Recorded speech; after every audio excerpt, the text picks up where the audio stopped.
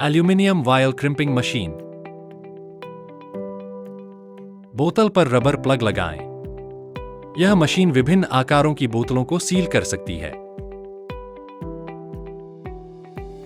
Elon की का उपयोग करके प्लग को बोतल में अच्छी तरह से टाइट करें।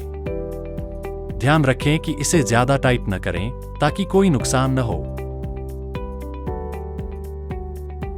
एल्यूमिनियम कैप को बोतल पर लगाएं। क्रिम्पिंग मशीन के हैंडल को हल्का दबाकर कैप को सील करें। यह मशीन 1 घंटे में लगभग 500 बोतलों को सील कर सकती है। अब आपकी बोतल पूरी तरह से सील हो चुकी है।